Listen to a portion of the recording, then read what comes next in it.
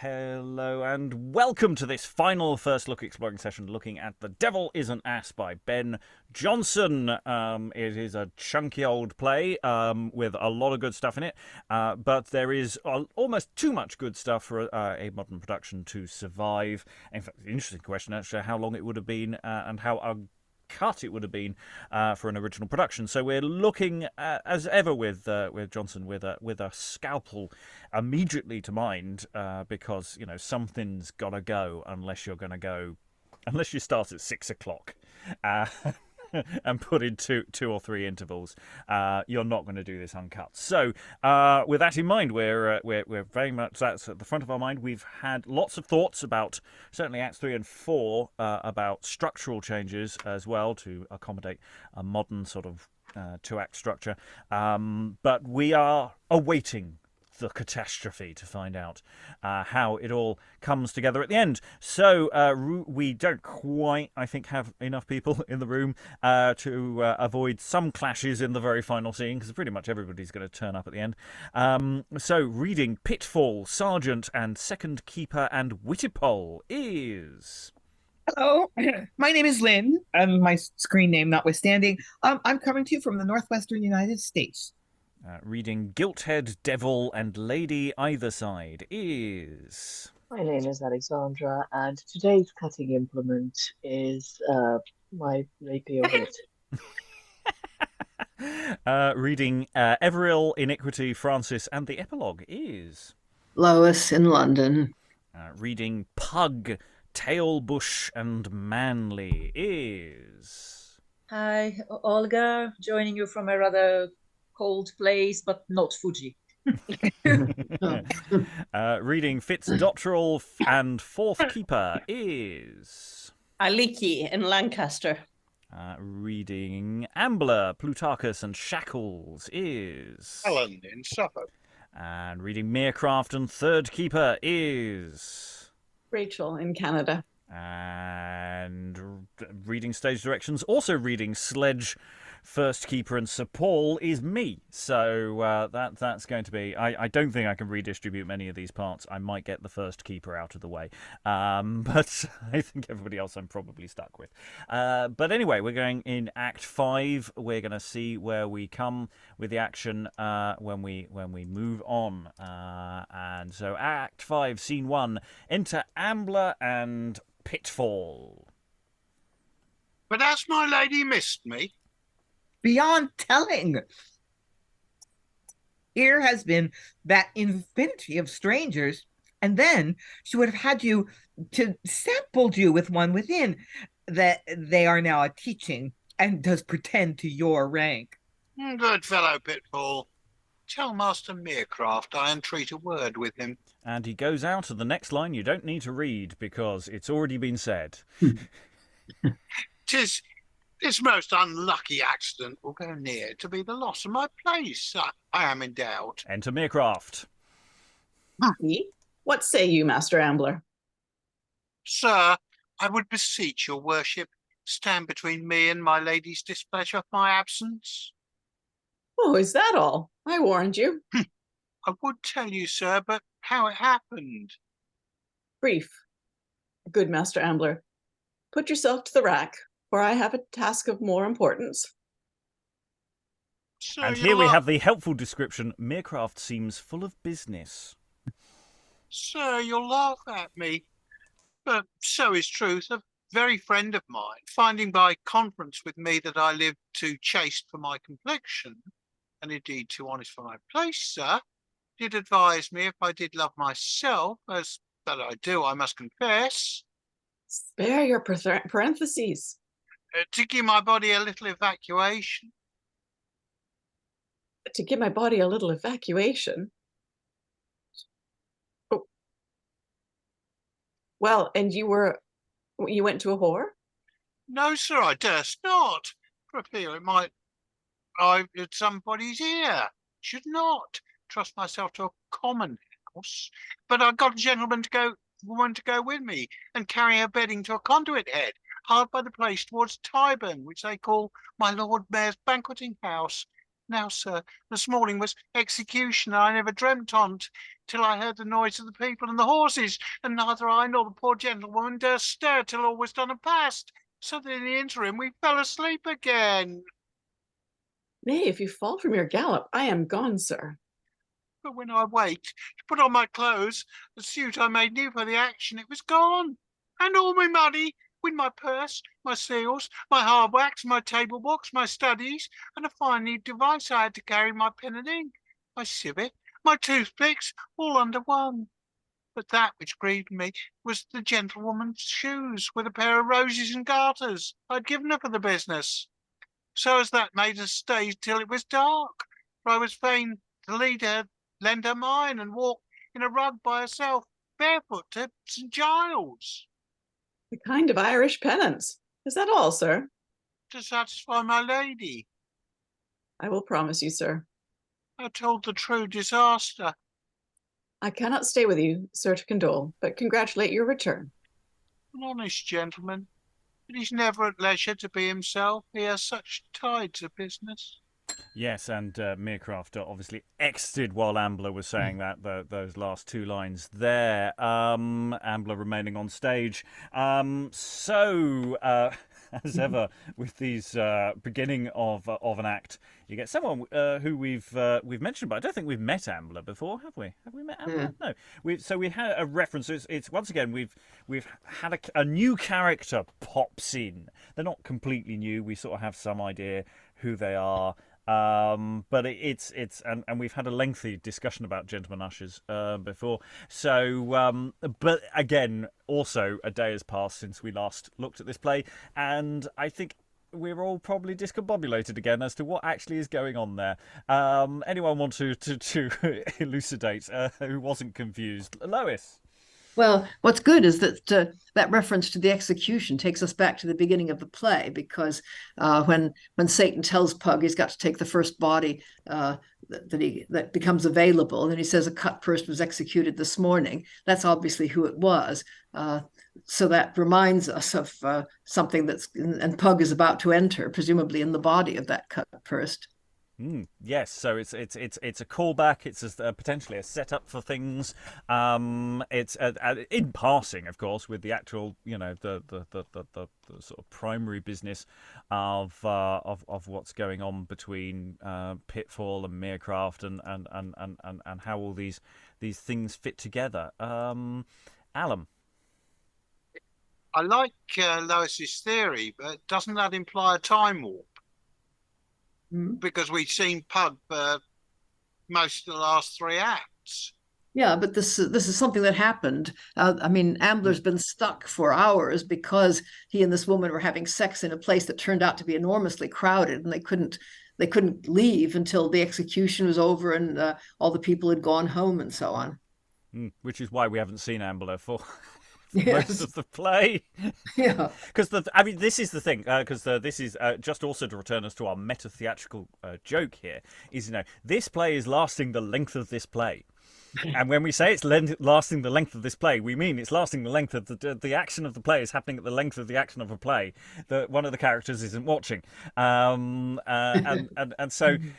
Not much time has actually passed in this play because it's almost exactly happening in real time. There's a little bit of conflation.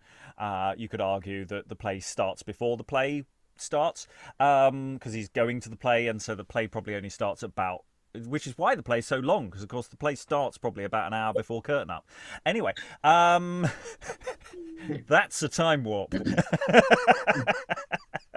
Alexandra.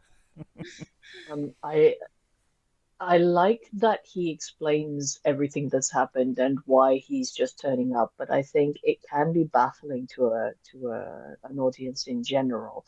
And I think there's something.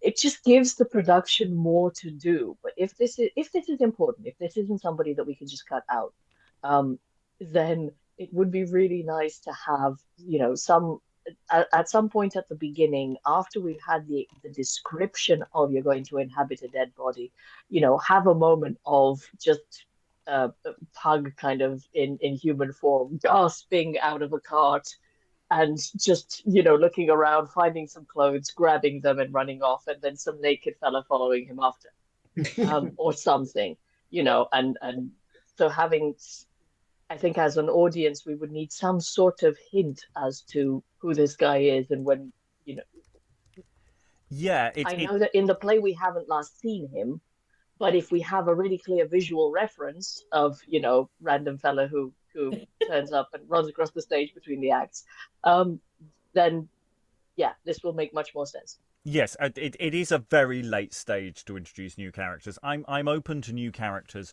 up to about the end of Act 3, and you can have occasional pop-ins. It's like we know in the stage directions we're going to have various keepers turning up. I don't care about people who don't have proper names.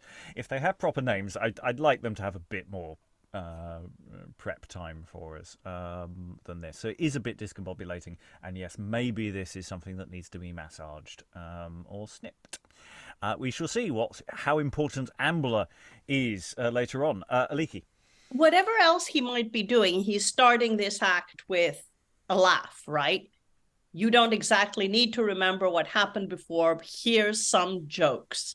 Lol, he went off to do the dirty and his clothes were taken away. Lol, he thinks Merecraft is merely busy and not just desperate to be rid of him. Ha ha. Yes, there are some lols definitely to be had. Okay, let's see if there are more when we have the entrance of Pug in Act 5, Scene 2. Enter Puck to Ambler. Oh, call me home again, dear chief, and put me to yoking foxes, milking of he-goats, pounding of water in a mortar, laving the sea dry with a nutshell, gathering all the leaves are fallen this autumn, drawing farts out of dead bodies, making ropes of sand, catching the wind together in a net, mustering of ants and numbering atoms. All that hell and you thought exquisite torments, rather than stay me here a thought more. I would sooner keep fleas within a circle and be a competent 1,000 year. Which of them, and how far, outleap to the other, than endure a minute such as I have within. There is no hell to a lady of fashion. All your tortures there are pastimes to it. 'Twould be refreshing for me to be in the fire again from hence. And Ambler now enters to Puck here and surveys him. This is my suit, and those the shoes and roses. Have such impertinent vexations a general council of devils could not hit. Huh? This is he I took asleep with his wench and borrowed his clothes. What might I do to balk him? Do you hear, sir? Answer him, but not to the purpose. What is your name, I pray you, sir? It's too late, sir. I ask not of the time, but of your name, sir. I thank you, sir. Yes, it does hold, sir, certain. Hold, sir. What holds? I must both hold and talk to you about these clothes. Very pretty lace, but the tailor cozened me. No, I am cozened by you, robbed. Why, when you please, sir. I'm for 3 penny gleek, your man. Oxy a gleek and 3 pence. Give me an answer. Sir, my master is the best at it. Your master? Who is your master? Let it be Friday night. What should be then? Your Besson Storm or Bethlehem. I think you are he. Does he not mock me trail from purpose? Or do I not speak to him what I mean? Good sir, your name. Only a couple of cocks, sir. If we can get a widgeon, 'tis in season. He hopes to make one of these skeptics of me. I think I name him right. It does not fly me. It is a strange confidence. I'll prove another way to draw his answer. We'll pause there because these scenes are not individual scenes; they're ongoing, flowing action. And suddenly, the opening of this act makes a lot more sense the moment you have this bit. As Alexandra said earlier, we're setting up this whole someone nicked me clothes. You nick my clothes, and there's a useful bit of Ben Jonson's notation here. He answers quite from the purpose. So Pug basically just goes, says something completely irrelevant to do, to the conversation, just ignores him and basically just says random things, which is a perfectly good tactic to use in real life when such things occur. So yeah, I quite like that little bit of business, and it's not too long. This actually is whizzing along quite quickly, so that's quite interesting to how that sort of all flows about. Any quick thoughts on this? Anyone want to throw anything in extra there? Alexandra. You could probably redistribute these two bits farther back into the play to resolve the issue that you and I have, Rob, with the fact that this is an Act 5 introduction.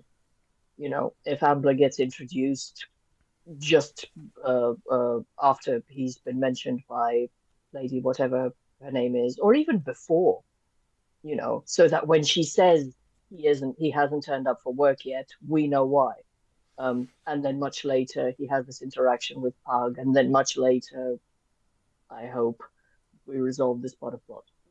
Yeah, I mean, the reason why I like it here is it's just reminding us of where Pug came from earlier and that situation. I'm also wondering whether the identity of Ambler couldn't be sort of twisted into somebody else or something. The fact that he had to find some clothes at the very beginning of the, and he's wandering around. There might be something that could be twisted there. In the sense of, but if he is just a random person who's had all his clothes nicked, and actually we could almost disassociate him by having him associated with someone we've met, actually feels weirdly less satisfying than him just being some random dude who comes on and says, "Someone's nicked me clothes."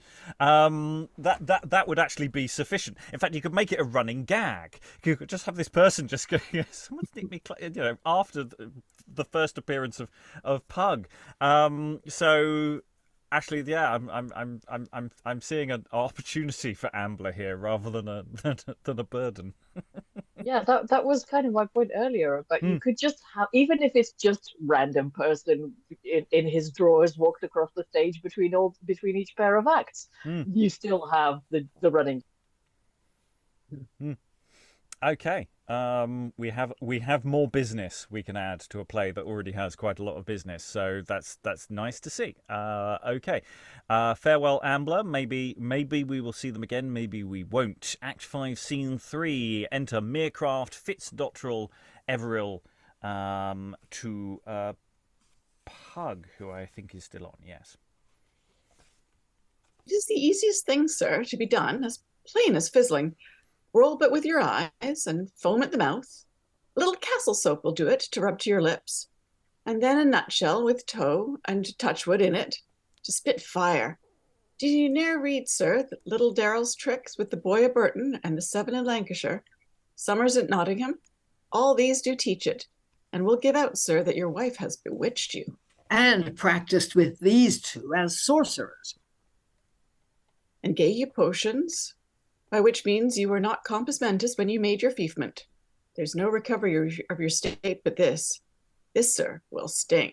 And move in a court of equity. For it is more than manifest that this was a plot of your wives to get your land. I think it. Oh, sir, it appears. Nay, as my cousin has known these gallants in these shapes. You have done strange things, sir. One as the lady, the other as the squire. How a man's honesty may be fooled. I thought him a very lady. So did I. Renounce me else. But this way, sir, you'll be revenged at height. Upon 'em all. Yes, faith, and since your wife has run the way of woman thus, even give her. Lost by this hand to me, dead to all joys of her dear Dottrel. I shall never pity her that could pity herself. Princely resolved, sir, and like yourself still in potentia. Having set things up, they remain on stage. Act 5, Scene 4. Enter to them Gilthead, Sledge, Plutarchus, and sergeants. What news? Oh, sir, my 100 pieces? Let me have them yet? Yes, sir. Officers, arrest him. Me? I arrest you. Oh, keep the peace, I charge you, gentlemen. Arrest me? What? Why? For better security, sir. My son Plutarchus assures me you're not worth a groat. Pardon me, Father. I said his worship had no foot of land left, and that I'll justify, for I writ the deed. Are you these tricks in the city? Yes, and more. Arrest this gallant too, here at my suit. I add at mine, he owes me for his lodging 2 year and a quarter. Aye, Master Gilthead, landlord, thou art not mad. Though thou art constable puffed up with the pride of the place. Do you hear, sirs? Have I deserved this from you two for all my pains at court to get you each a patent? For what? Upon my project of the forks. Forks? What be they? The laudable use of forks, brought into custom here as they are in Italy. The sparing of napkins. That should have made your bellows go up the forge, as his at the furnace. I had procured it, had the signet for it, dealt with the linen drapers, on my private buy, because I feared they were the likeliest ever to stir against across it. For 'twill be a mighty savour of linen through the kingdom, as that is one of my grounds to spare washing. Now, on you two, had I laid the profits, Gilthead to have made all of those of gold and silver for the better personages, and you of those of steel for the common sort, and both by patent. I had brought you your seals in, but now you have prevented me, and I thank you. Sir, I will bail you at mine own peril. Nay, choose. Do you so too, good father? I like the fashion of the project well. The whore. It may be a lucky one, and is not intricate, as one would say, but fit for plain heads as ours to deal in. Do you hear, officers? We discharge you.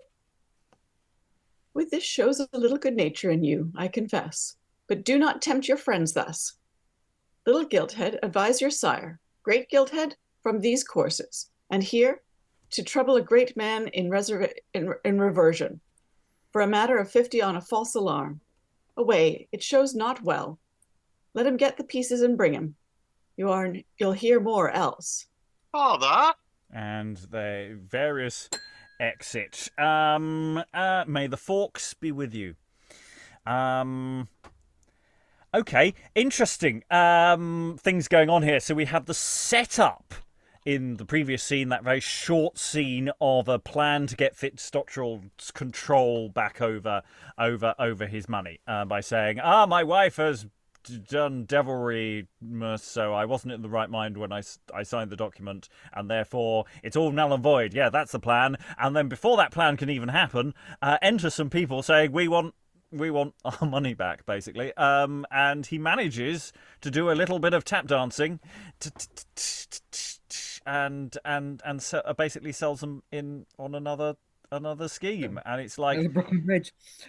Yeah, does he have just sort of some sort of hypnotizing ray or something? Does he have Right. one of those little spinny wheel things? He just holds it in front of their heads and just forks, because it's just like there's not actually that much there to convince them. And does he start? Is he singing this? Is he gonna?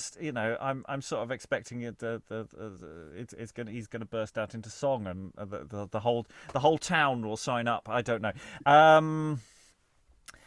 Anyway, thoughts in the room on this. Again, there's so much stuff going on, and I think in context, most of this is fine. I think having stopped and started and had a gap between the last act, this is sort of coming at us in a way.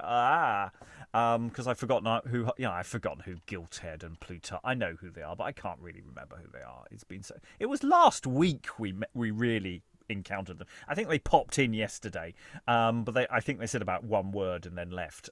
So I've forgotten precisely how they all fit together in terms of the cons that are going on, because they're sort of implicated in the con, but they're also being conned while they're helping to instigate a con. So it's all very confusing as to who's being conned by who and how and when. So Forks, what is actually this project of Forks? What's going on there, Lynn? Couldn't help myself. I wikied it. The Forks adoption in Northern Europe was slower. Its use was first described in English by Thomas Coryat in a volume of writings on his Italian travels, 1611. But for many years, it was viewed as an unmannerly Italian affectation. So 1611 is really close to this play. Yeah, it's right? 5 years earlier. So 5 years of fork lobbying. To get to this play. I mean, the fork lobby is you defy it at your peril. Lois. Yeah, I know that I've read somewhere the line "your fork carrying traveler," and I think it was associated often with people who traveled and brought this really here's this new invention from Italy. It's called a fork. You use it to spear the food, because of course what people were doing in an ordinary where the food was just put on the table and everybody grabbed, they were getting their knives out and cutting it up and often cutting each other's fingers. So this is probably a huge improvement. And of course you carried your own fork. You didn't trust anybody else's. Yes, Alexandra has brought her own. Some of us still do. Yes, it was not unknown. It was perfectly reasonable to go around with a spoon and a spoon and a knife were your implements of choice. I mean that's what you had. Forks, fancy, strange inventions. They'll never catch on. They'll be trying to get us to pick our teeth next. Also, just to point out, last session we had a lengthy sequence on and everyone was just being very polite and not leaning into the incredibly rude potentiality of the word focus. Nobody lent into the pronunciation of that could have been so much more suggestive, and I just wanted to flag it because nobody even mentioned it last time, but there was an awful lot of ladies talking about people potentially. Anyway, so just late mentioning that there was an incredibly rude potentiality to that previous scene that we just didn't. We were too polite. I think we're just too nice. Anyway, sorry, Alexandra. The subject of forks, as I put in the chat, I'm witnessing the introduction of forks into to Britain. On the one hand, I think that's a great little historical moment, as an audience to sort of go, wow, this was a thing. This was a thing people thought would not take off, and to really lean into that. Alternatively, if you're doing a modernized production, of course, it can be whatever the hell it is, the latest bit of nonsense that's being vehiculated. But I found it very interesting, and this is what I wanted to point out, that when we were talking about the drainage project and becoming, a Duke of the Drowned Lands, this is a kind of con that's come back, that kind of keeps recurring over periods of time. Once people are sort of old enough to not, or young enough to not remember a period when that was a very popular con, it can come back.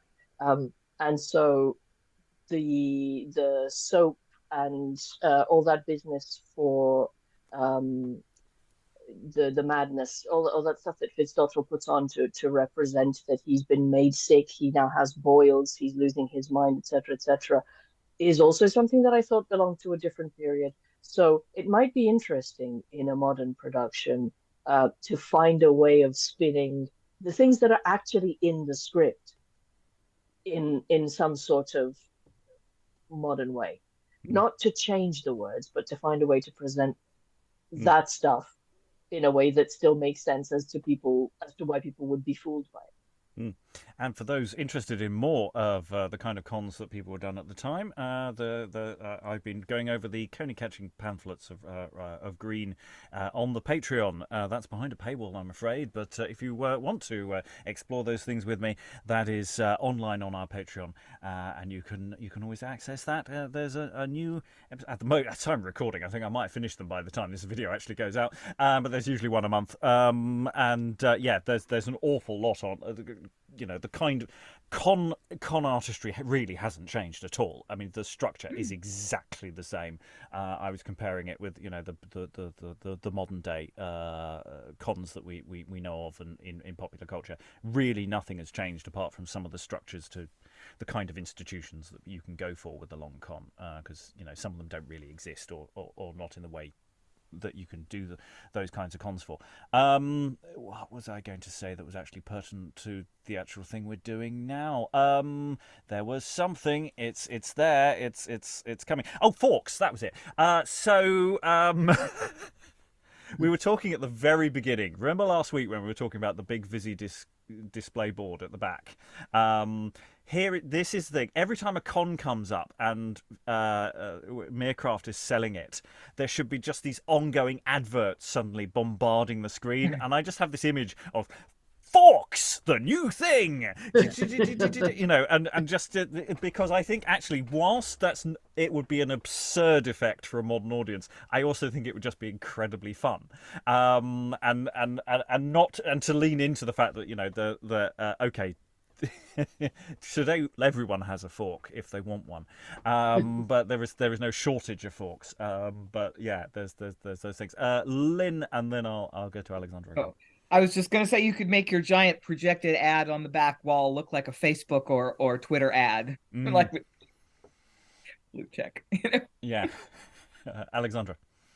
And I was going to point out that another con we haven't discussed as being most probably a con is the con that is a totally legitimate business venture that I've forgotten which of the ladies, it might be Tailbush, is involved in, about the cosmetics that she's trying to get a monopoly on, and how the stuff that they talk about with the Spanish fucus and what it might contain. So it starts off with being all natural ingredients, that I'd be happy to eat.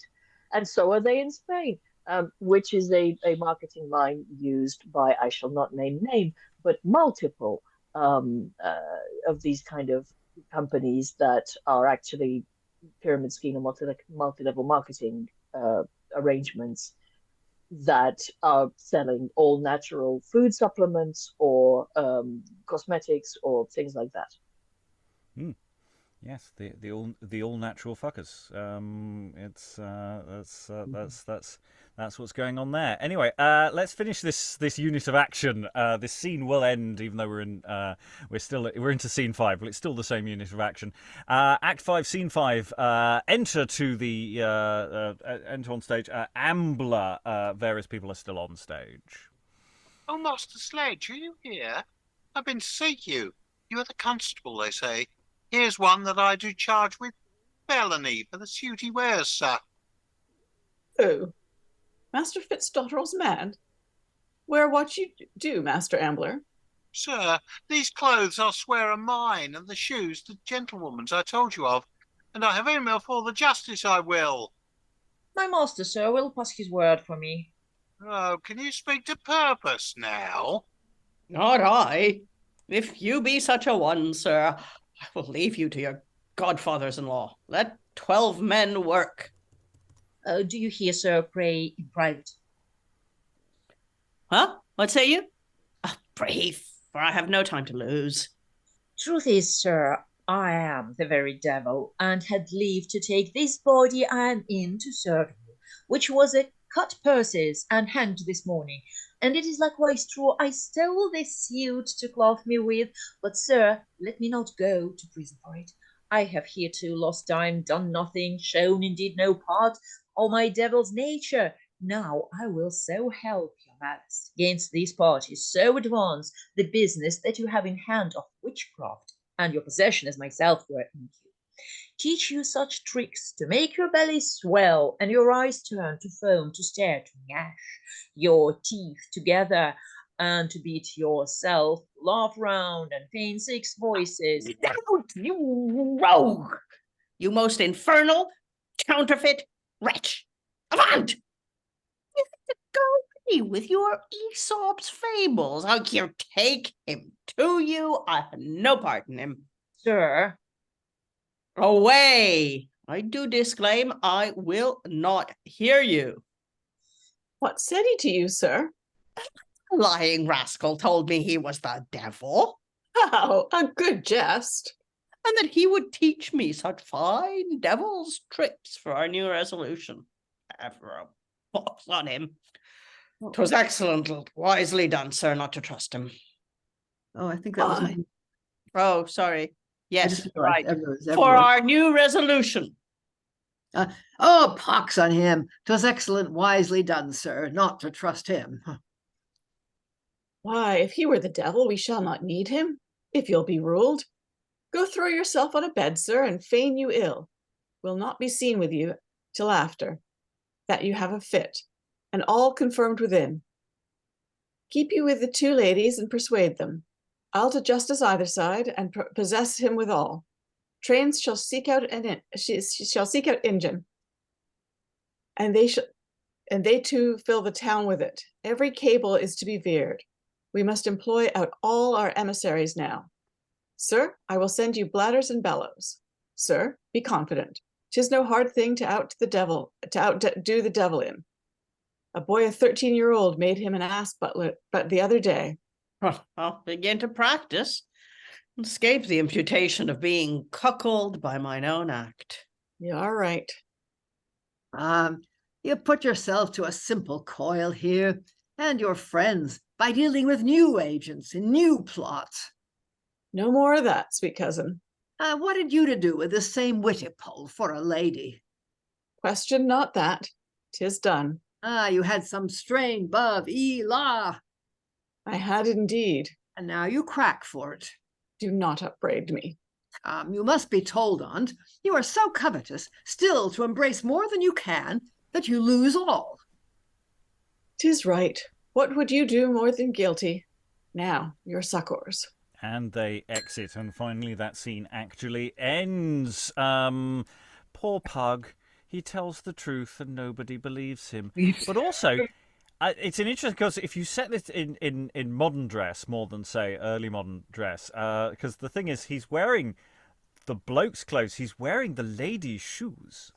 So there's an interesting potential if you were doing a modern dress production here, you know, which there's an interesting question about how that functions, and the kind of footwear that Pug is wearing, because they were discussing whether he had cloven hooves on it earlier, and it's just so there's an interesting question about the footwear and a potential interesting discontinuity as to what Pug actually looks like. It's this corpse in somebody else's clothing, which doesn't match fully. Yeah. So there's actually something potentially quite absurd about how Pug is laid out and presented. Lynn?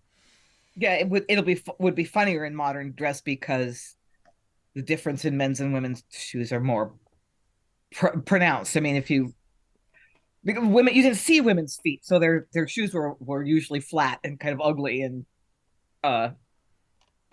so the kind of the opposite of what we think of as male and female footwear today. But I was originally going to say I just want to appreciate the dramatic irony of Merecraft and various people have just, selling Fitzdottrel a bill of goods here, there, and everywhere, and he buys it. And when he finally hears the truth, it's just so unlikely that he doesn't believe it. It's just that very clever on Jonson's part, the way he sets that irony up. Mm. And we get this callback to trains and engine. Do you remember them? they were in Act 1 and 2. These characters who were there to do the work and the business and the staff, and God, that was years ago. Totally forgotten who they were.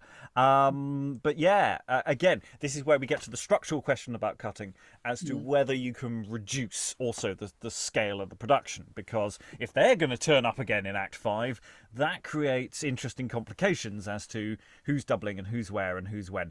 I have the feeling that the final scene might spin on a sixpence.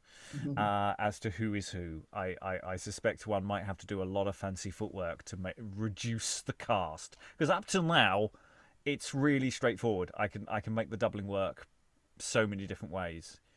I suspect in a moment we're going to hit a crunch point where decisions will have to be made. My dreams may be shattered. Who knows? Any other thoughts before we move into a different scene, even though it's scene 6? No. Okay, then let us go somewhere slightly different. Act 5, Scene 6. Enter Shackles, Pug, Iniquity, Devil. Many of these people will actually have entered later. What we really have is Shackles bringing in Pug, because Pug is brought to Newgate. Here you are lodged, sir. You must send your garnish, if you'll be private. There it is, sir. Leave me.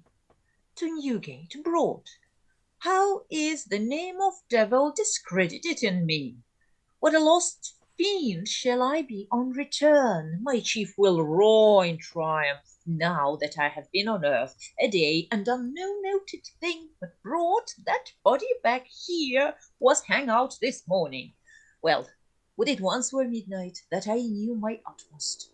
I think time he drunk and sleeps. He is so still and moves not. I do glory now in my torment. Neither can I expect it. Enter Iniquity the Vice. I have it with my fact. Child of hell, be thou merry. Put a look on as round boy and red as a cherry. Cast care at thy posterns and firk in thy fetters. They are ornaments, baby, have graced thy betters.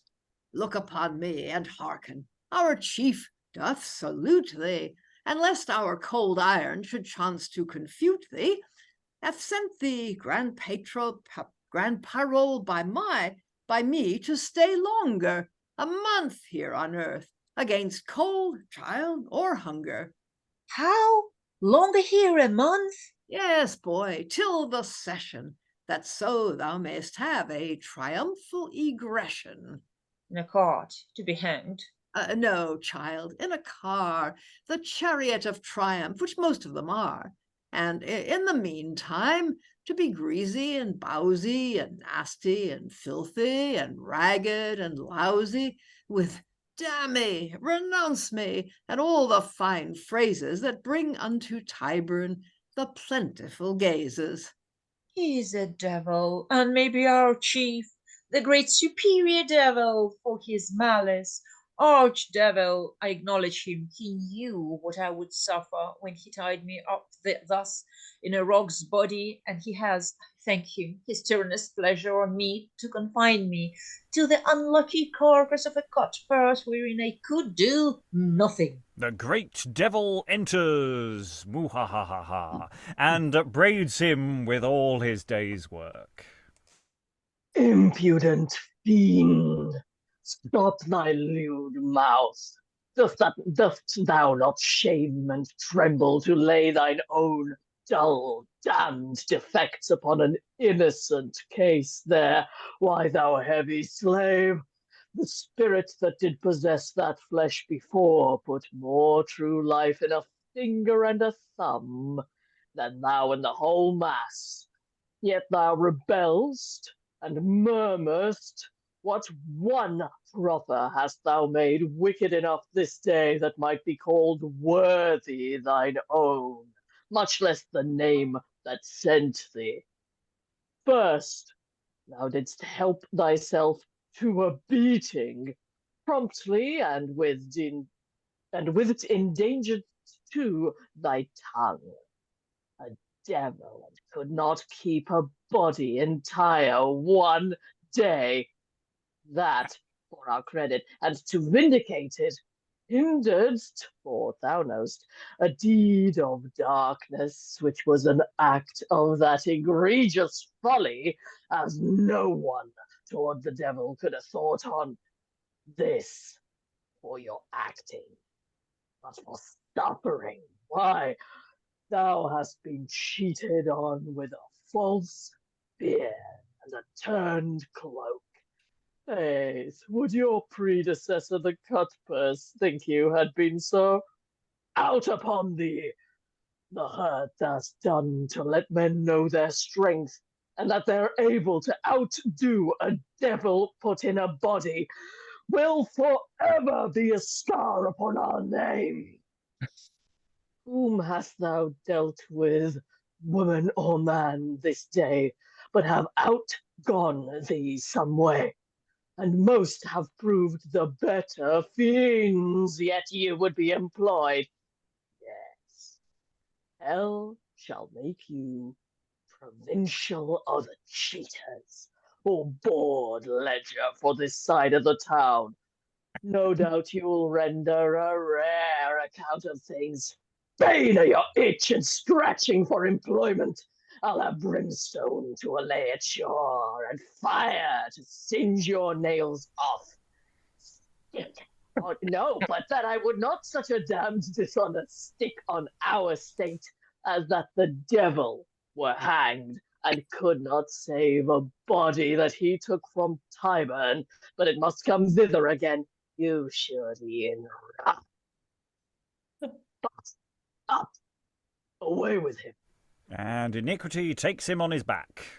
Mount, darling of darkness, my shoulders are broad. He that carries the fiend is sure of his load.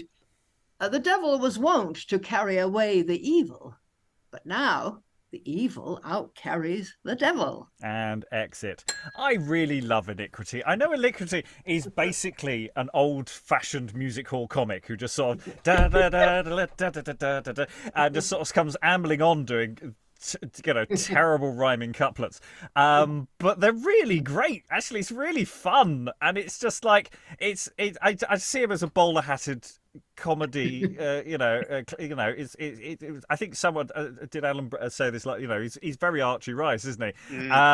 It's this really out of place. And of course, he's out of place because he's sort of coming from an older morality play tradition that Ben Jonson is sort of throwing in there. And we had a few more little bits in there that I quite liked throughout all of that. It's just really, really fun. And I just love the way Satan just turns up and goes, this is a PR disaster. We have got to bury this. It can't get leaked to the papers. This is not what the institution of hell is all about. You've let me down. You've let Beelzebub down. Lynn. You had one job. Yes, literally one job, and yeah, it's because he's sitting there, all set, feeling sorry for himself, and he's no, it's not fair, and then Satan just goes, "Don't you dare!" Alexandra. There's also something wonderful in him. He's been praying downwards this entire time. Take me back, Master, take me back. And he knows that. So I think at the beginning of the play they established that he's only here for a day. And then along comes Iniquity, going, so Satan has decided that what you need is another month here. And it's just there's a Pug's realization that he's punishing me. Yeah, and why is he surprised? This is kind of his job, is to make everybody's, like, including his own demons, life hell. That's what Satan does, and of course, again, nods back to so many plays and stories. The carrying of being carried away on the back of the devil, or in this case, Iniquity, a devil on the back of Iniquity. So it's a nice reversal.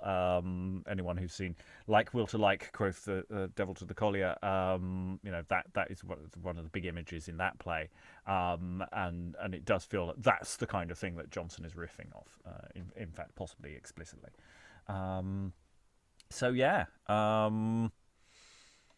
Farewell, Pug. He might come back. I don't know. Any other thoughts before we sort of complete this unit of action? There is a little bit more soupçon, more, because as this terrifying event happens, we go into Act 5, Scene 7. Enter Shackles and Keepers. There is a great noise in Newgate, and the keepers all come out affrighted. What's this? Piece of Justice Hall is broken down. What a steam of brimstone is here. Prisoners dead came in, but now? Oh, Slid, I should know his countenance. It is Jill Cutpurse was hanged out this morning.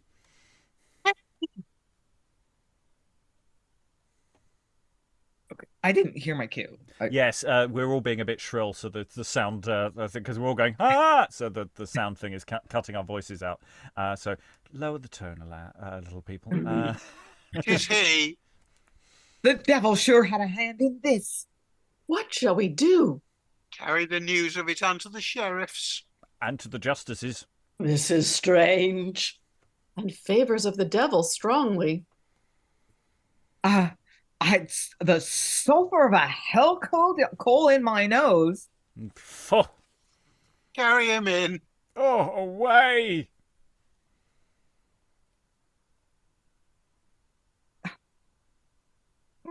Oh, how rank it is. And they exit. So yes, so we have smells. The smells of Satan there is particularly rank. And so I don't know if you set off a sulfur bomb or something. You know, it's something at that moment. I don't know whether you do that. We've discussed adding smells to shows before. We would not do that today. But I'm curious actually then whether you could do something with that and whether that's something that might be done. But anyway, that's that little coda to that scene. I think we can safely say. But of course, he's inhabited the body.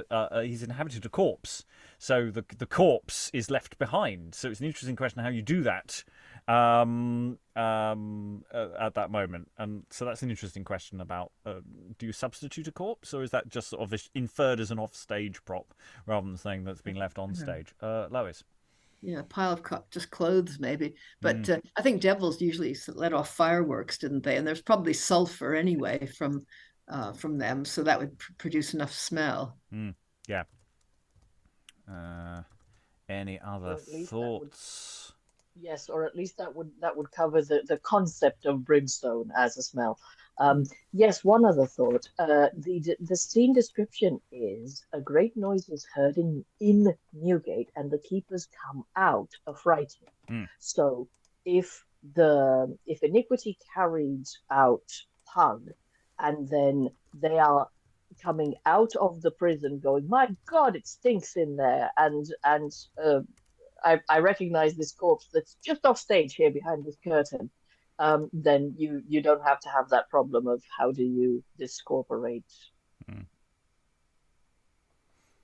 Yeah, but they do say carry him in. I'm saying Jonson may have solved the problem for us. Yeah, but I like the idea of having a moment where the corpse is released and the true devil form flies off. I feel in this show there is room for spectacle in this show and substitution, and I like the idea because they do say carry him in. So it'd be nice if that's literally from the stage rather than an off stage sort of carry him.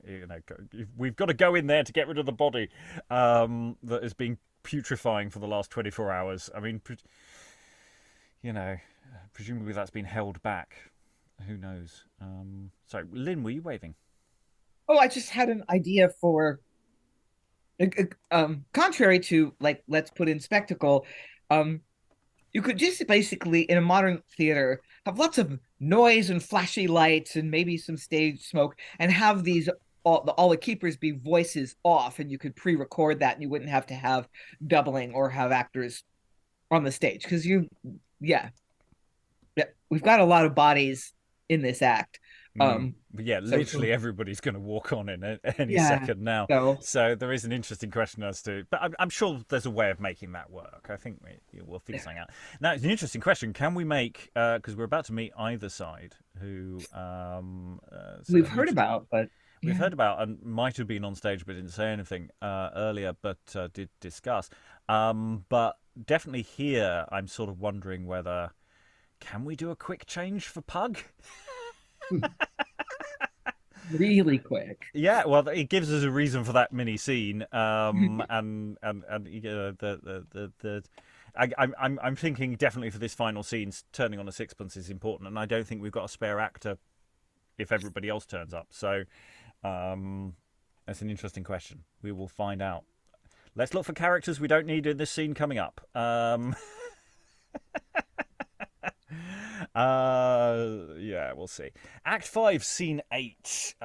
Enter Sir Paul Eitherside, Merecraft, Everill, we've got Trains, Pitfall, Fitzdottrel, Tailbush, Engine, Gilthead, Sledge, Lady Eitherside. I don't know how many, whether they all enter at this moment or whether some of them are coming in later. The Justice comes out, wondering at the rest, informing him. This is the notablest conspiracy that e'er I heard of. Sir, they had given him potions that did enamor him of the counterfeit lady. Just to the time of delivery of the deed. And then the witchcraft gan to appear, for straight he fell into his fit. Of rage at first, sir, which since has so increased. Good Sir Paul, see him and punish the impostors. Therefore I come, madam. Let Master Eitherside alone, madam. Do you hear? Call in the constable. I will have him by. He is the king's officer and some citizens of credit. I'll discharge my conscience clearly. Yes, sir, and send for his wife. And the two sorcerers, by any means. I thought one a true lady should be sworn. So did you, Eitherside? Yes, by that night would I might ne'er stir else, Tailbush. And the other a civil gentleman. But, madam, you know what I told your ladyship. Now see it. I was providing of a banquet for him. After I had done instructing of the fellow, Devil, the gentleman's man. Who's found a thief, madam, and to have robbed your usher, Master Ambler, this morning. How? I'll tell you more anon. At which point Fitzdottrel begins his tour de force bewitch acting. Garlic. The poor gentleman, how he is tormented. My wife is a whore, I'll kiss her no more. Must thou not be a cuckold as well as I? This is the devil speaks and laughs in him. Do you think so, sir? I discharge my conscience. Company, yes, whiz. How he changes, sir, his voice. And the cuckold is where'er he puts his head with a wonion if his horns be forth. The devil's companion. Look else. How he foams. And swells. Oh me, what's that there rises in his belly? Oh, strange.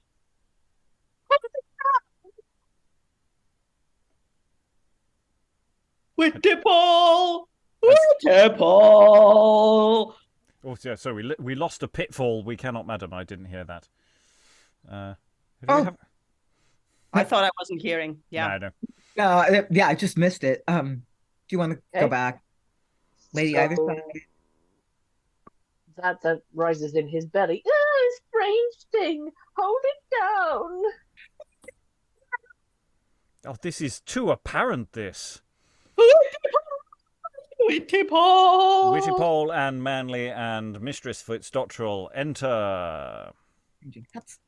How now? What play have we here? What fine new matters? The coxcomb and the coverlets. Oh, strange impudence that these should come to face their sin. Doubt face justice. They are the parties, sir. Say nothing. Did you mark, sir, upon their coming in, how he called Wittipol? I never saw him. I warrant you I did. Let him play a while. Buzz, buzz, buzz. Alas, poor gentleman, how he is tortured. Why, Master Fitzdottrel, what do you mean to counterfeit thus? Says his wife as she goes to him. Or she comes with a needle and thrusts it in. She pulls out that and she puts in a pin, and now, I do not know how nor where, but she pricks me here and she pricks me there. Woman, forbear. Sir. A practice foul for one so fair. Hath this then credit with you? Do you believe in it? Gentlemen, I'll discharge my conscience. 'Tis a clear conspiracy, a dark and devilish practice. I detest it. The justice sure will prove the merrier man. This is most strange, sir. Come not to confront authority with impudence. I tell you, I do detest it. Here comes the king's constable, and with him a right worshipful commoner, my good friend, Master Gilthead.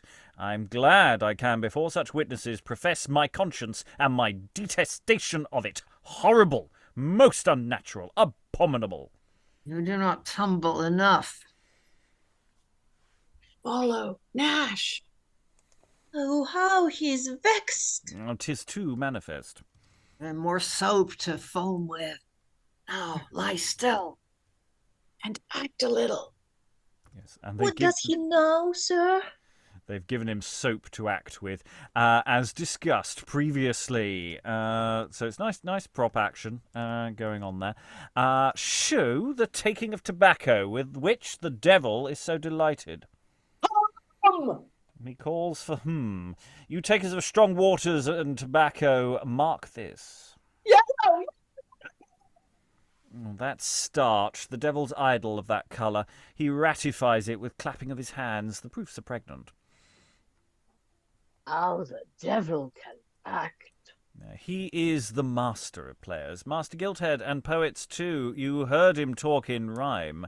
I had forgot to I forgot to observe it to you while. See, he spits fire. Oh no, he plays at Figgum. The devil is the author of wicked Figgum. Why speak you not unto him? And that's Wittipol there, just there in the middle of that manly. If I had all innocence of man to be endangered, and he could save or ruin it, I'd not breathe a syllable in request to such a fool he makes himself. Whisper. I'll have more of devils, a score, to come to dinner. This.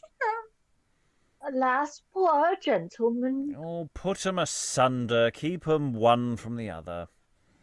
Are you frantic, sir? Or what grave dotage moves you to take part with so much villainy? We're not afraid either of law or trial. Let us be examined what our ends were, what the means, to work by, the possibility of those means. Do not conclude against us, ere you hear us. I will not hear you, yet I will conclude out of the circumstances. Will you so, sir? Yes, they are palpable. Not as your folly. I will discharge my conscience and do all to the meridian of justice. You do well, sir. You do well, sir. Provide me to eat 3 or 4 dishes of good meat. I'll feast them and their trains. A justice head and brains shall be the first. The devil loves not justice. There you may see. A spare rib of my wife, and a whore's pertinence, a gilt head. Oh! Be not you troubled, sir, the devil speaks it. With 2 nights, shite! Pole, Joel, owl, foul, trouble! Cram another of the devil's games. Speak, sir, some Greek if you can. Is not the justice a solemn gamester? Please. Oyu kakotheon ke kukutheon ke tetakis ke pevtakis ke deokakis ke uyapakis. He curses! In Greek, I think. Your Spanish that I taught you. Quebremos el ojo de burlas. How? You arrest? Let's break his neck in jest, the devil says. Di gratia, signor mio, que havete denari fatamene parte. What? Would the devil borrow money? Pauvre diable de. It is the devil by his several languages. And they will pause. Because if nothing else, to give Alίκη some bit of an in-breath there. Yeah, it's a lengthy stuff going on there. So, yeah, I'm slightly confused with Sir Paul for most of that as to whether he's convinced or thinks they're they're faking, and he seems to vacillate. So I was slightly unclear as to how to read him, whether he was just going, well, this is all a bit silly, or whether he genuinely believes, oh my God, there is actually the devil in the room. The dialogue doesn't feel as clear as it should be, but I'm sure by the end of it I'll have a better line on that. Lois. Yeah, I think his name sort of tells you. I mean, he'll take money from either side, and his wife thinks he's wonderful. I mean, the combination of those two things tells you he's an idiot. And Manley and Wittipol clearly think so. Yes, it's like you need to push him further. Talk in another language. That'll convince him. So yeah, if he's sort of flitting back and forth and stuff, and yeah, to give him the soap to act with is quite a stage direction. I mean, out of context, if we hadn't had the bit earlier, you just say to an actor, "Here is your soap. Please act with it." You would be going, what?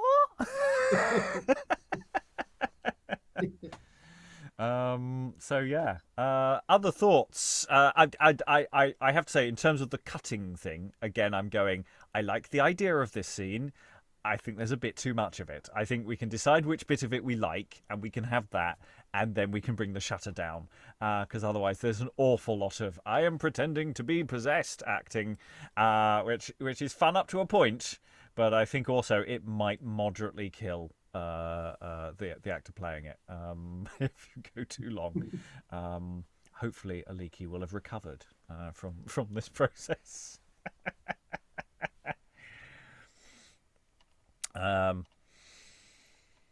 Other thoughts. So yeah, I think I like the idea of this scene. I didn't even attempt to keep track of who's supposed to be on. There's a lot of people on this stage, and I'm worried about how do you get that down. But I think there might be a way. Some of them might not be wholly necessary.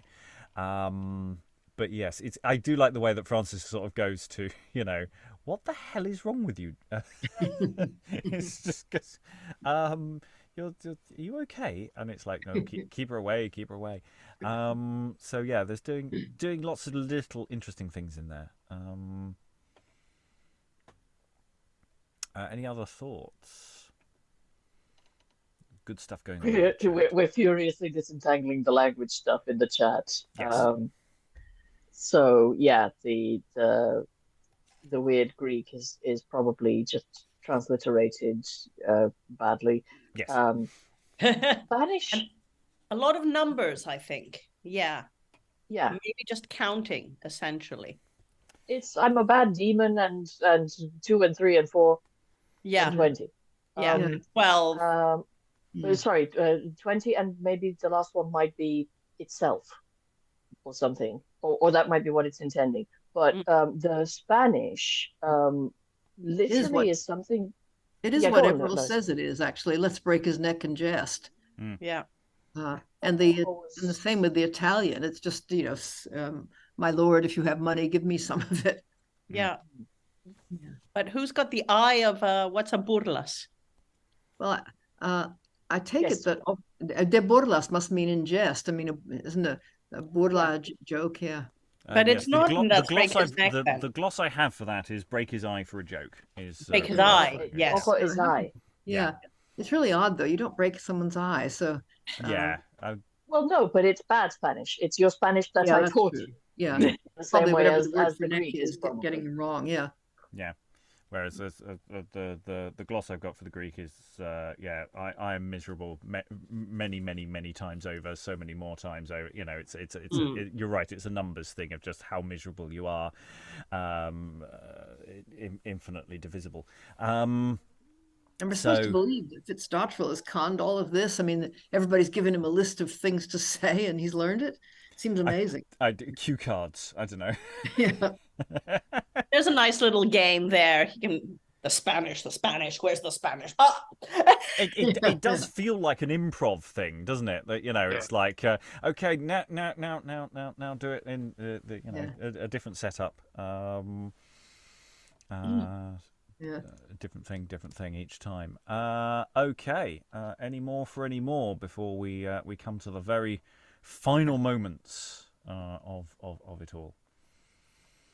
No. Okay. Alexandra. Just really quickly, that obviously in a modern production, this is a sensitive subject that needs approaching carefully. Because even though this is a sensitive subject, because even though it's in jest, we don't think of faking madness in the way that they thought of it, and so yeah. It's faking possession. It's not that he's mad, that he's possessed by the devil. I mean, there's an active. They're saying the woman over there is bewitching him. So it's not quite the same thing. No, but that's the point. It's making sure that we have that clarity of this is what is being represented, and this is why it's supposed to be funny. So you're allowed to laugh, audience. Just yes. Okay. So, where were we? Yes, we have the interruption of the scene. Thank you, Shackles. Where were you earlier? I think we can almost cue from the wing. The audience isn't going for this scene. Enter Shackles. Anytime you like, mate. Enter Shackles, the keeper of Newgate. Where's Sir Paul Eitherside? Here, what's the matter? There's such an accident fallen out at Newgate, sir. A great piece of the prison is rent down. This devil has been there, sir, in the body of the young cut purse was hanged out this morning.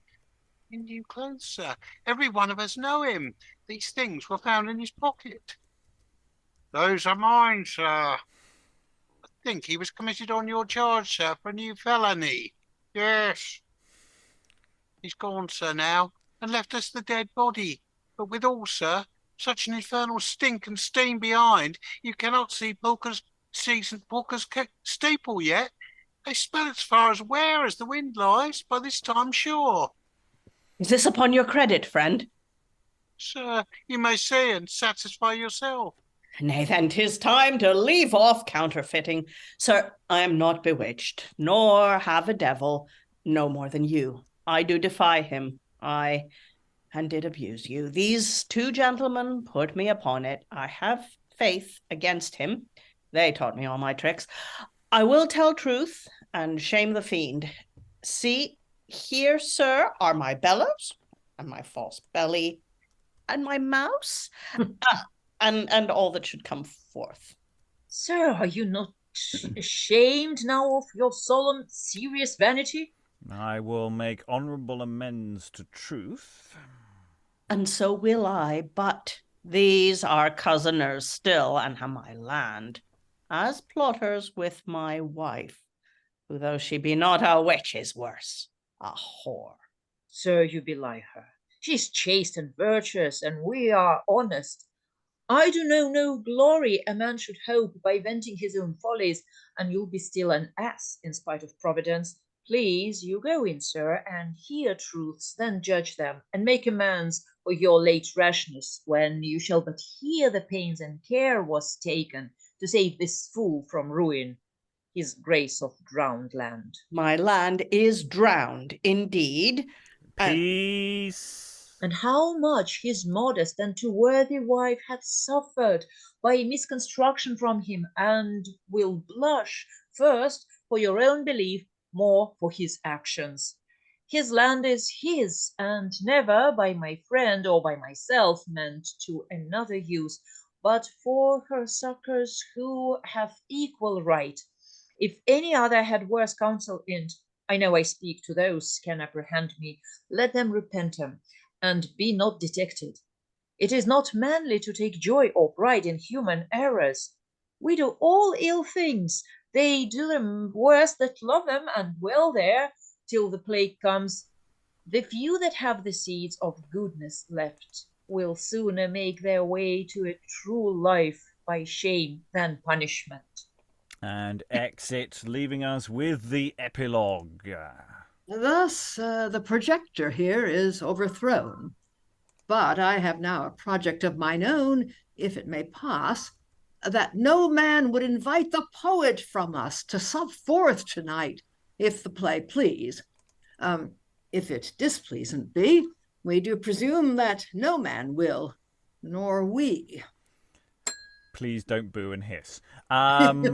Please like the play. We'd like to get it to a second or third performance. That would be nice. Okay, we have once again the weirdness of Manly suddenly stepping forward and going, "Hi, I'm an important character, really. Yes, I am. I'm a big boy now." It's like, why is that not Wittipol? Right. What literally, I mean, I don't have a problem. We just change it to Wittipol. I don't have a problem with that. Obviously, Manly as a character is very useful in the first half, and is necessary as a name to be put on a document, and is a character we need to know about in Act 3 and 4. But this placement here, I don't see what it does. I find it really weird. And again, it's solvable. It's very easy. You make a slight trim and you just change it to Wittipol, and it's fine. But yeah. Yeah, agreed. And also, well, I've got lots of thoughts, but I'll come to them later. Alexandra. I think the issue with Manly is because he is the person in whose name the deed has been, who has been enshrined in the deed as Fifi. He's the person. He is now the person with authority over Fitzdottrel's lands and things. Whereas Wittipol is just the witty person who put all of that together, but he didn't get anything out of it. So it makes sense from the perspective of the original structure that this is the person speaking. The person who actually has power over him goes, "Look, we never actually meant to use this to his detriment. We're sparing his wife. That's always been my, or helping his wife. That's always been my intention, and also that of my honourable friend here, who is honourable. Can I just remind you, he's done the honourable thing." But I agree with you that this can totally move over to Wittipol if we can find a way, if the edit can find a way to move the if not the deed, somehow the position of power over him over to Wittipol as well. Manly hasn't been necessary for quite some time now, and I can argue you could do without him even at the start. I went back and reread Acts 1 and 2, and he's there to be sort of a bouncing off point. But if you can find someone else to do that, you don't need Manly, the reasonable, generous, kind character, because he is. I've checked. He's sort of the voice of conscience from the beginning.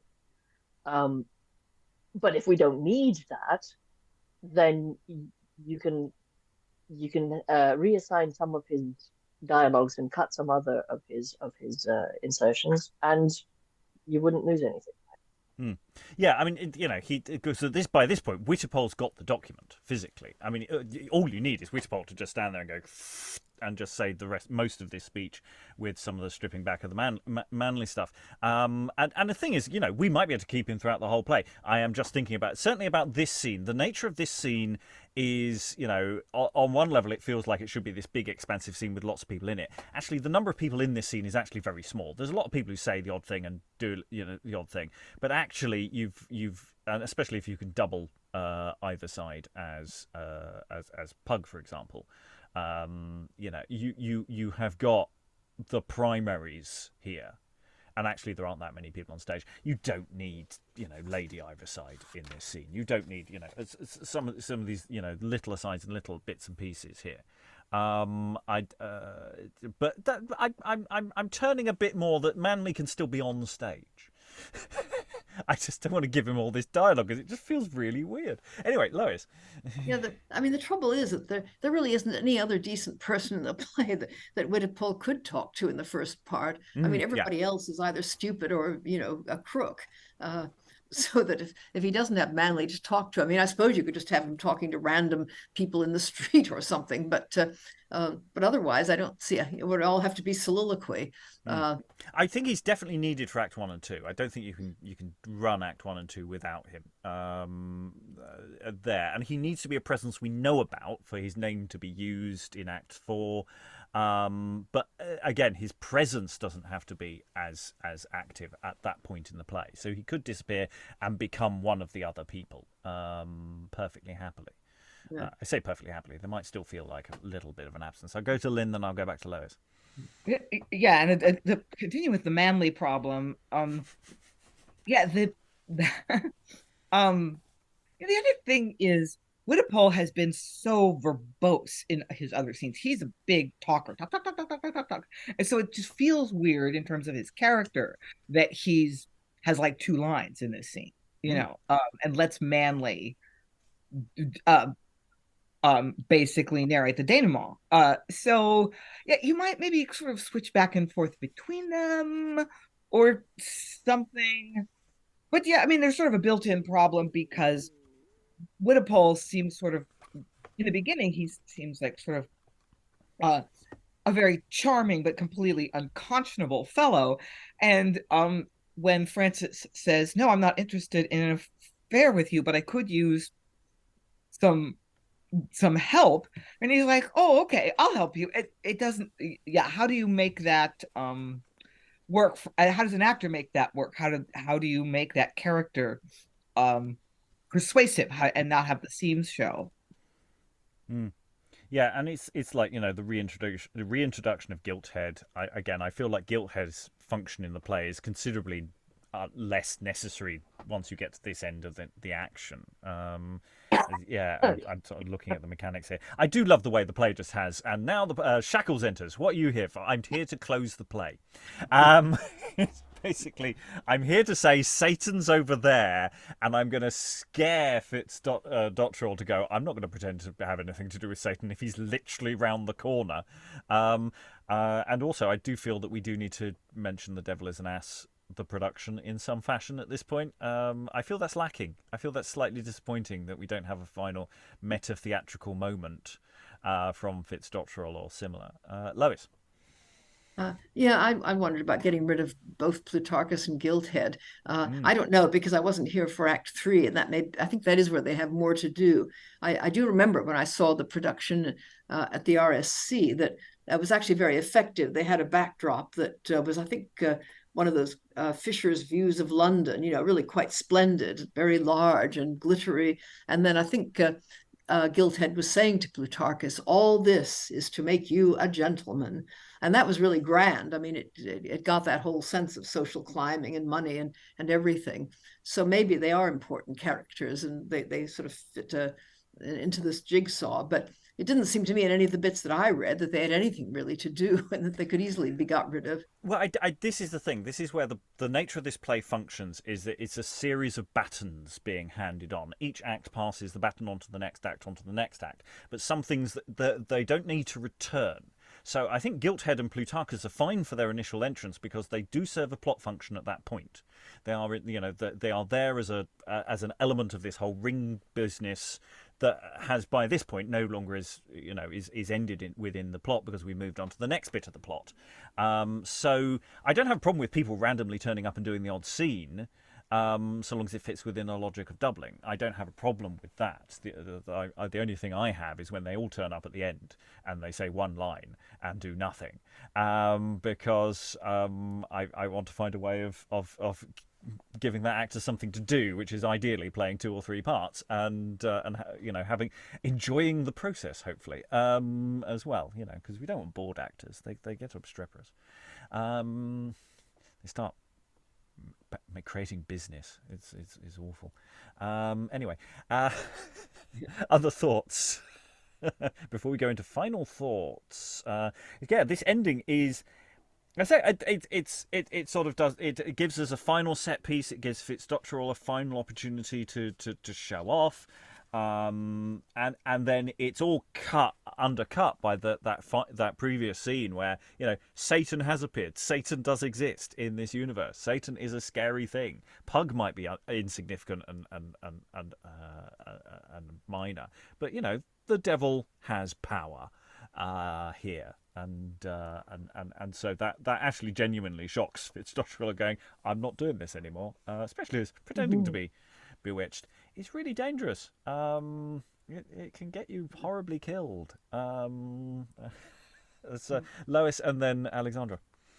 Yeah, there's a sense of sanity returning, I think, at the end. I mean, whoever that dialogue. And I mean, apparently Sir Paul Eitherside is capable of seeing that he's got things wrong and that he's going to try to understand this. And I seem to remember when I saw this, feeling that there was something really marvelous when I think Manly says, when you shall but hear the pains and care was taken to save this fool from ruin.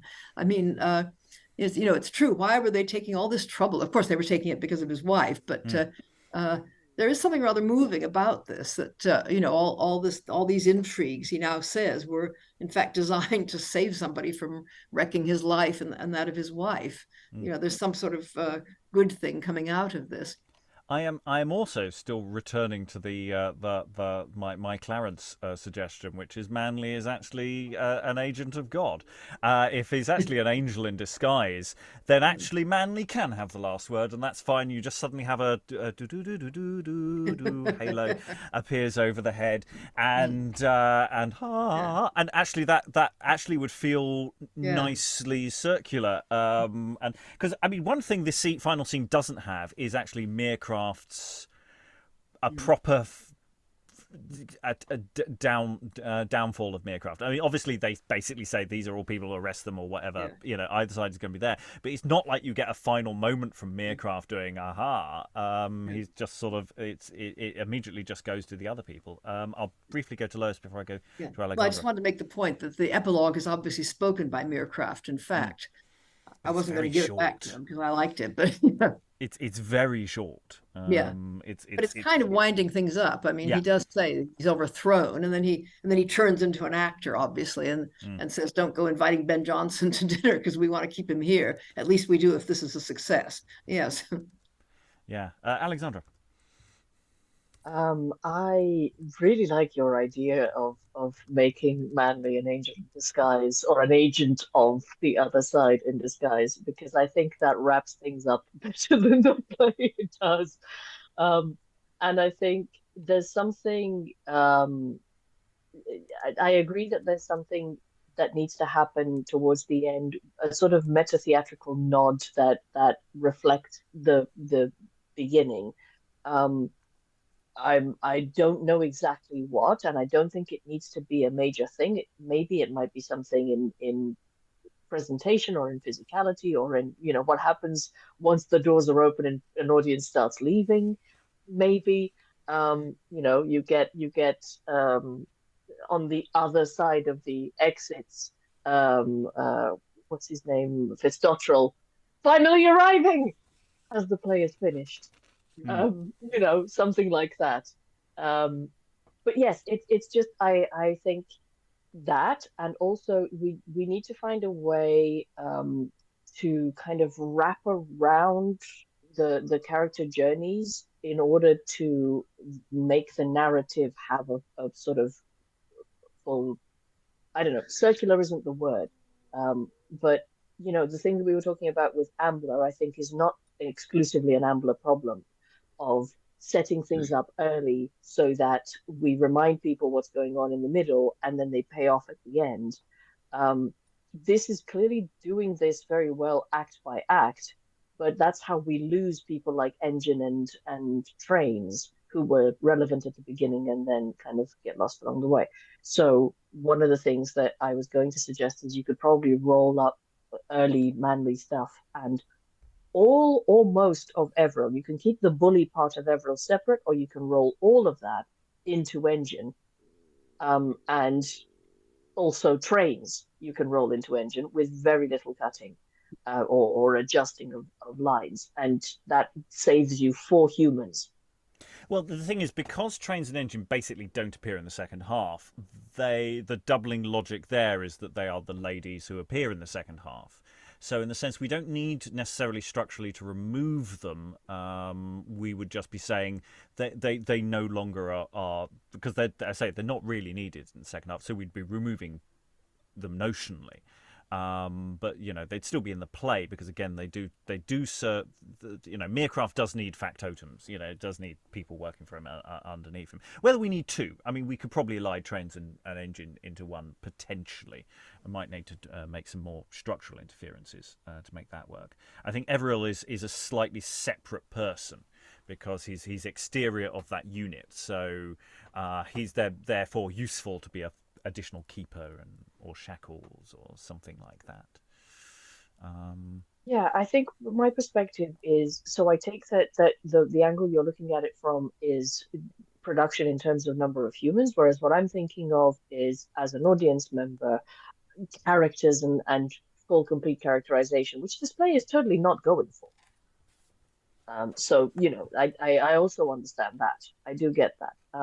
I think you could probably put it on, if you had enough people to put it on the way it was initially intended, with lots of characters like Gilthead and his son, whose name is also Gilthead in a different language, you could either align them, or you could just retain them only in their exclusive role.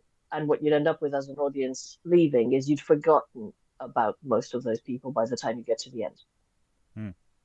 Because they were, they turned up in Act 2. That was it. And they're not necessary at the end, so that's it.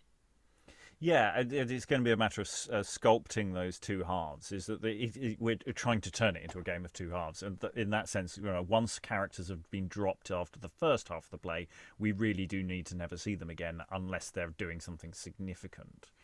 Or they're always there. I mean, that's the thing. If you did it with a large enough cast, you don't need to do any of this structure, and of course you don't have to do any of these things. This is just my particular pigeon in terms of saying, well, if we're going to stage it, it's going to have to be in some sort of reduced form, both in terms of dialogue, but also initially in terms of bodies on stage. But you don't necessarily have to do that, and that isn't automatically a thing. Okay, we're going into final thoughts around the room. I'll start with someone who's been here for most of it, I think. Lynn, any final thoughts about the play overall, now that we're at the end? So maybe I'm only able to say what I'm about to say because I never did follow the ring business. So if if it were up to me to adapt this, I would just cut Gilthead and Plutarchus and Everill. They're an epicycle. They're that really don't. I mean, they don't pay off. Looks like they're going to get Merecraft in trouble. He talks them out of it. This play is so long, and even though that bit was funny, I would just cut it. I would just cut all of those characters. And there's like a whole act that you out of the running time. I don't know. Maybe that just sounds so bloodthirsty. But there you go. I think you can just about do it. I mean, the thing is, the ring is incidental to the plot featuring Wittipol disguised as the Spanish lady. Yeah. Because it's all about you. It's we've got Merecraft who's saying you need to pay her, and therefore we get the ring at the end of the day, and that's sort of the logic of that business. It isn't essential, I think. I think you're right. You can remove that. It might be tricky to do, but I don't think the plot then falls apart if you do it until we discover that it does. But that I think is doable. Yeah. So yeah, that's the main thing I would do, and that would that makes it much shorter. And then the other thing I think you would need to think about as a dramaturg is the manly Wittipol problem. I think you need to either make Manly more important or try to get rid of him, and my inclination would be to do the former. And maybe there's something about their relationship. I mean, this period was very into male friendship, that Manly basically sets an example for Wittipol, who decides, I really don't want to be a shitty human being anymore. I don't want to take advantage of this poor woman whose husband is such a loser. And what I'm going to do is I'm going to help her out and be her friend and see what happens. Fitzdottrel may fall in a manhole and their problem solved. So yeah, making his conversion to someone decent, a little bit tricky. And although I like the idea in particularly in this period, having Manly be basically a supernatural agent for good and order, because sort of the Calvinist Protestant worldview, human beings are not capable of any goodness on their own. But I, for myself, I kind of like the human beings having more agency and choosing to do the right thing rather than having an angel, having Clarence the Angel or Jiminy Cricket or whoever persuading them that I would like to see them find the capacity for doing the right thing within themselves.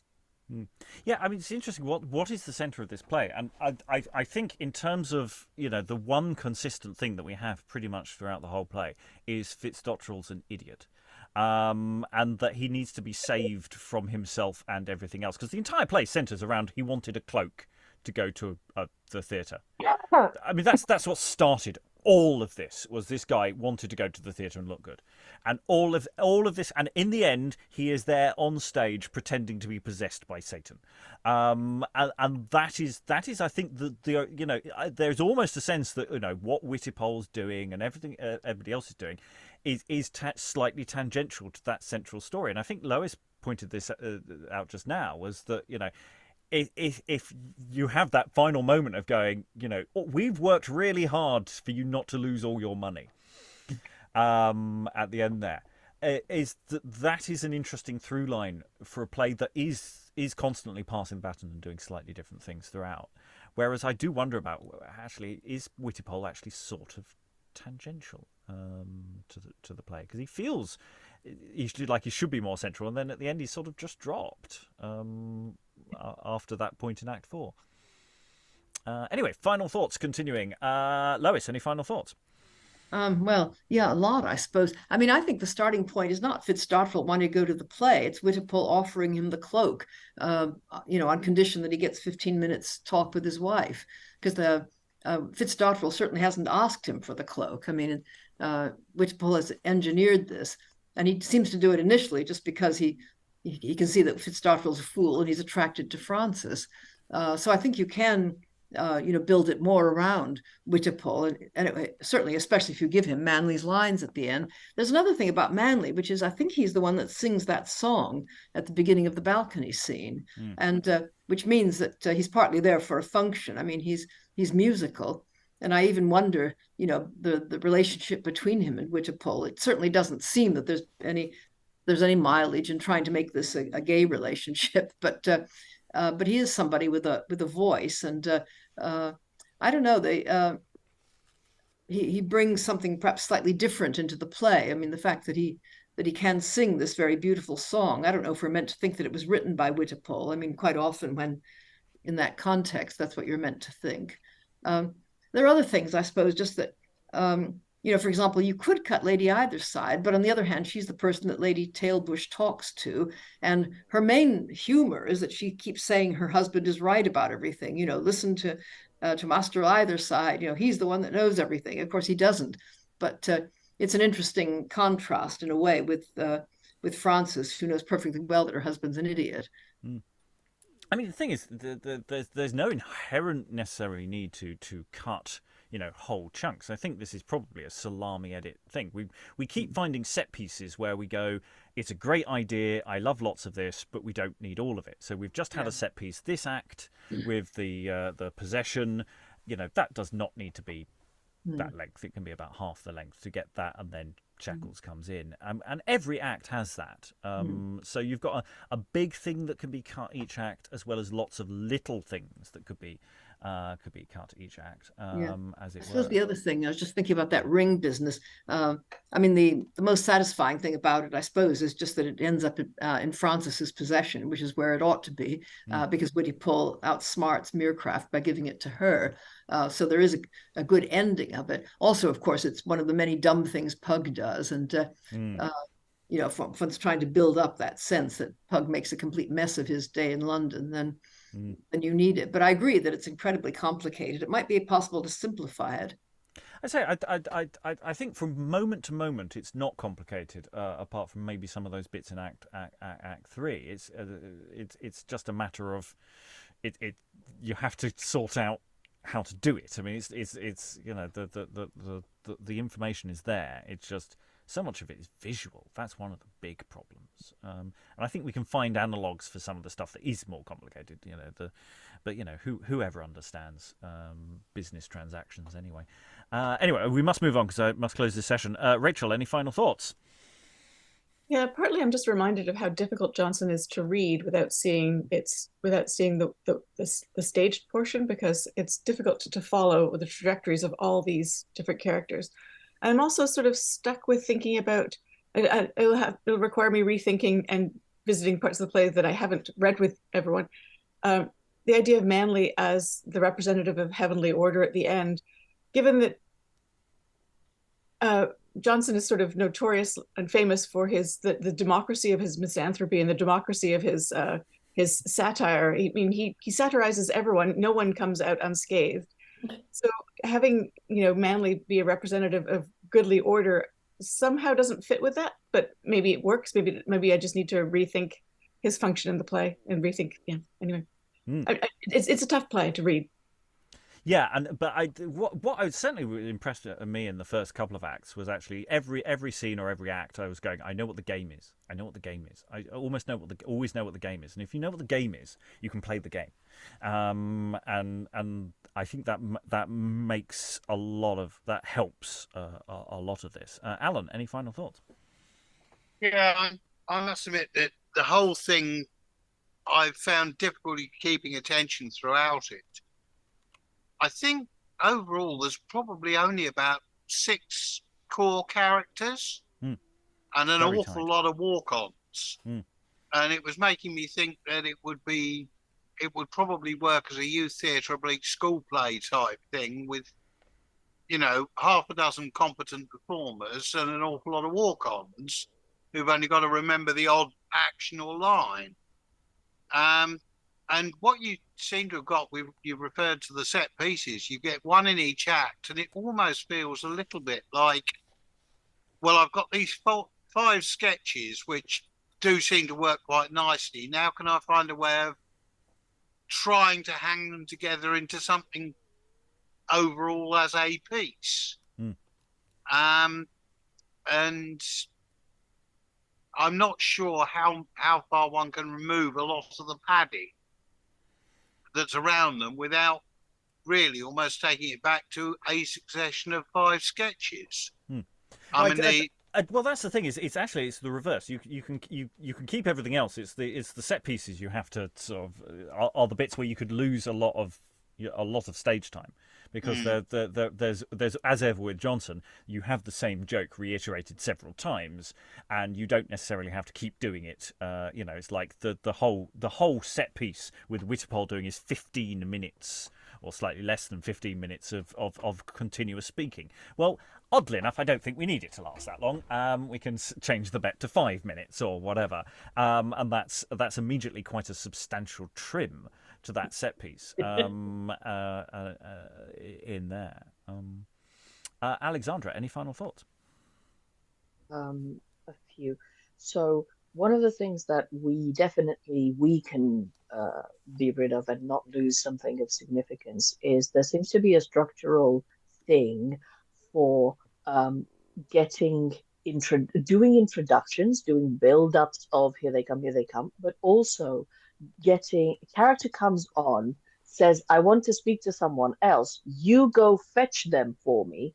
And the fetcher is a character with a name and a backstory that then isn't involved in the scene or never comes back or whatever. So those sort of sections can be easily removed without losing very much. Might need some adjusting to figure out, who was last on and how do we get them off and on again and that kind of thing. And I think another thing that's an intentional structural thing is there are trios. There's a lot of work in 3s. So we've been talking about the function of Manly alongside Wittipol, and it's so that there's 2 of them and a third person. Every con happens with Merecraft or someone else. In the cloak con, it's Wittipol and someone else. It's Ingen. And so there's always it's constructed in such a way that there's two people on one side and at least one other on the other. Same thing happens with the Spanish lady situation. You have two ladies besides Francis, who says nothing, and you have the fake woman in Wittipol's disguise. So I think clearly there's something intentional there, but also it opens up possibilities for us to sort of compress characters that serve. If we're reducing the bulk of scenes, we can probably also compress characters that serve a similar function into the same one character in those individual scenes. So you would lose a lot of backstory with Tailbush and what's her name? Eitherside. His wife. But you wouldn't lose, either side.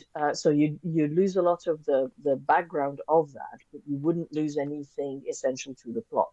And this is why I was suggesting Engine can have a whole bunch of other people rolled up into him, because Everill, to me, at the moment, seems the flattest and least functional of the characters.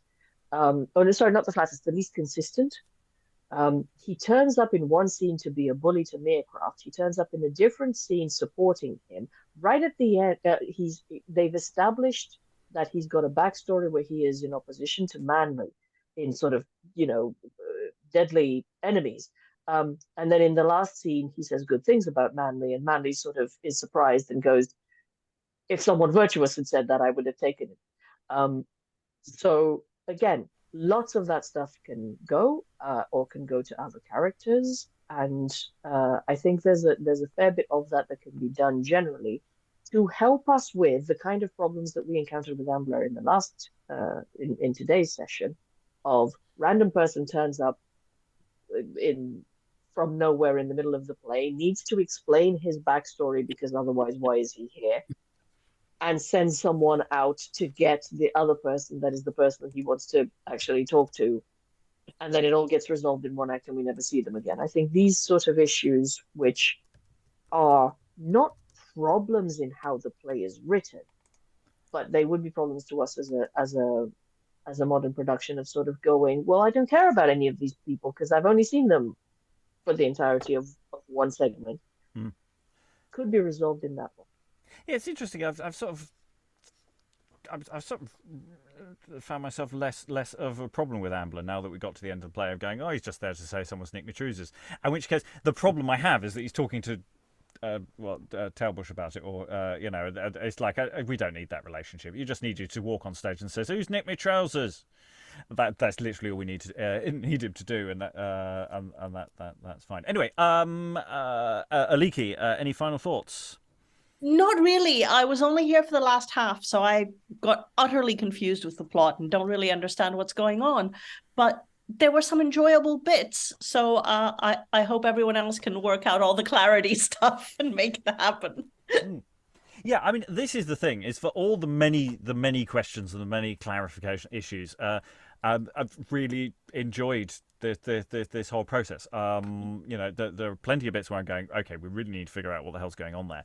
But actually, I don't see that. That's not going to be a chore. That's going to be really fun to do. So I'm really looking forward to doing that at some point in the future. Maybe you out there could join us for that, because we do these exploring sessions every week, or almost every week during the year. Anyone can sign up. You can just go to our website, beyondshakespeare.org, and there is a sign-up sheet available in our exploring session or join us section of the website. I can't remember. There are various areas. It's in the website several times, so there's always a link to the sign-up forms, and you too can join us. But all that remains is to thank the people who have already joined us. Thank you for all their wonderful reading. Thank you very much, everyone, and goodbye. Drawing farts out of dead bodies.